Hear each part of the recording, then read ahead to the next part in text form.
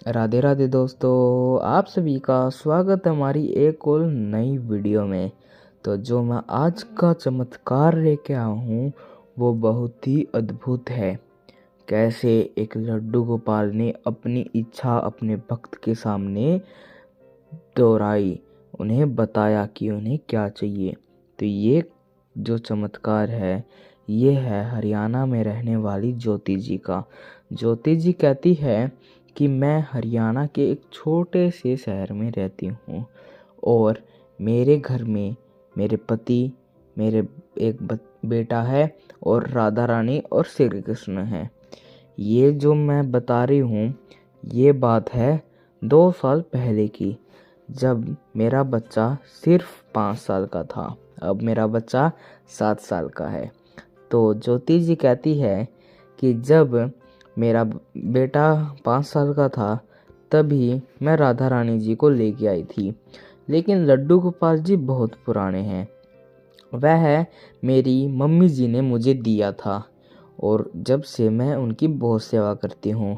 जैसा कि हर भक्त के मन में होता है कि अगर उनके पास लड्डू गोपाल है तो वह अपने लड्डू गोपाल जी के लिए एक राधा रानी भी लेना चाहेंगे।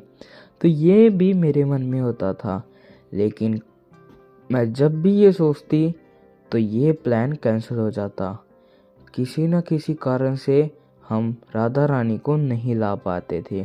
कभी उस दुकान में छोटी राधा रानी होती थी तो कभी कभी कुछ ज़्यादा ही बड़ी मिल जाती थी। हमें जो करेक्ट साइज़ चाहिए था वो मिलता ही नहीं था। तो फिर क्या हुआ कि फाइनली एक ऐसी दुकान मिली जहाँ पे हमें करेक्ट लड्डू गोपाल जी की साइज़ की राधा रानी जी मिल गई। तो फिर क्या था, हम लेके आ गए। तो ऐसे ही हम सेवा करते रहे। मैं राधा रानी जी को अपनी बेटी के रूप में ही उनकी सेवा करती थी। तो ऐसे ही दिन जाते रहे और धीरे धीरे दिन आगे बढ़ते रहे। तो ये बात है जबकि तब मेरा भाई रक्षाबंधन के पिछले दिन आया था।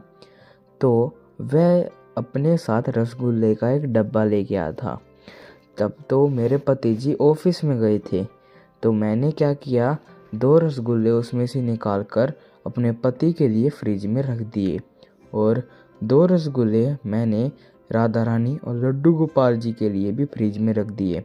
मैंने सोचा कि क्यों ना मैं लड्डू गोपाल जी को ये सुबह खिला दूं, क्योंकि मैं रात को लड्डू गोपाल जी को खाना खिलाने के बाद सिर्फ दूध पिलाती थी।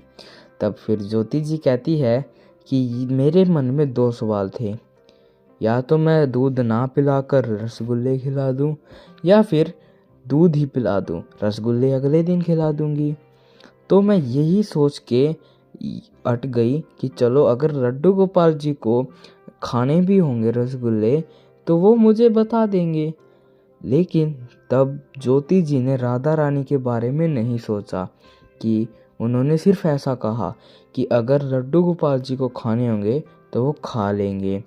तो ऐसा कहकर वह जैसे ही लड्डू गोपाल जी के लिए दूध गर्म करने लग गई, उन्होंने जैसे ही दूध निकाला उन्होंने देखा कि उनके दूध में तो मक्खी गिर गई है। यह देखकर ज्योति जी हैरान हो गई।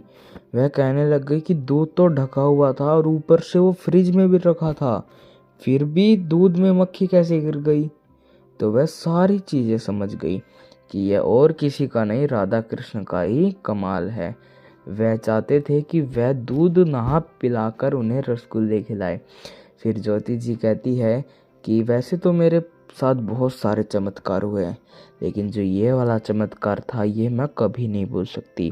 तो ये था ज्योति जी की एक अद्भुत घटना। आपको कैसी लगी आप ज़रूर बताना, और अगर आपके पास भी कोई ऐसी ही घटना है तो हमें ज़रूर बताना। राधे राधे, जय श्री कृष्णा।